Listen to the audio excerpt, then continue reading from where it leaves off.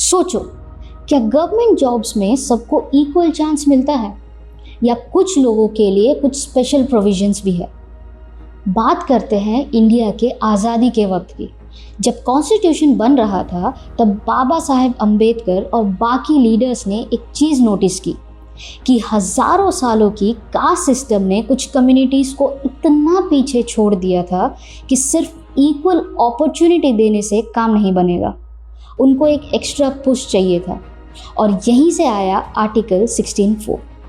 This is day 2 out of 70, bringing you interesting facts जो आपको सोचने में मजबूर कर देगा। So stay tune with us. अब इसे ऐसे समझो, स्टेट यानी सरकार को ये पावर दी गई है कि अगर कोई कम्युनिटी गवर्नमेंट जॉब्स में काफ़ी पीछे है तो उनके लिए सीट्स रिजर्व कर सकते हैं, लेकिन ये पावर एक जिम्मेदारी के साथ आती है। सरकार को प्रूव करना होगा कि उस कम्युनिटी का गवर्नमेंट में एडिक्वेट रिप्रेजेंटेशन नहीं है।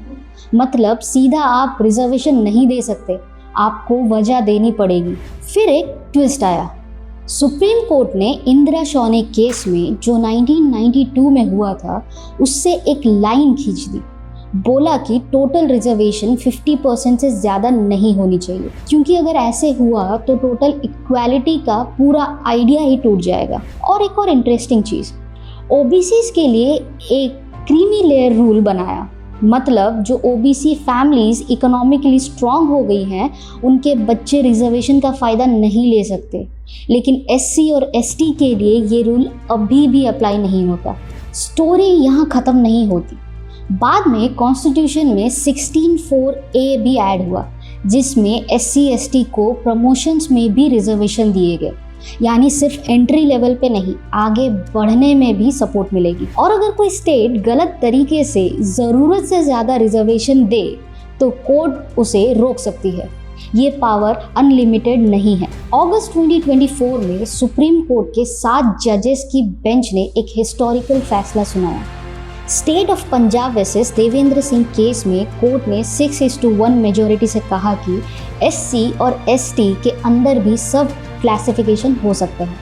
मतलब सिंपल भाषा में एससी एसटी एक बड़ा ग्रुप है, लेकिन उस ग्रुप के अंदर भी कुछ कम्युनिटीज़ हैं जो बाकी से भी ज़्यादा पीछे हैं। तो अब स्टेट उन्हें अलग से प्रायोरिटी दे सकती है, यानी रिजर्वेशन के अंदर भी रिजर्वेशन, सबसे ज़्यादा ज़रूरतमंद को सबसे पहले। क्या आपको ये फैक्ट पता था? मुझे कमेंट में बताइए, और जिन्हें नहीं पता था ये रील उन्हें शेयर करिए।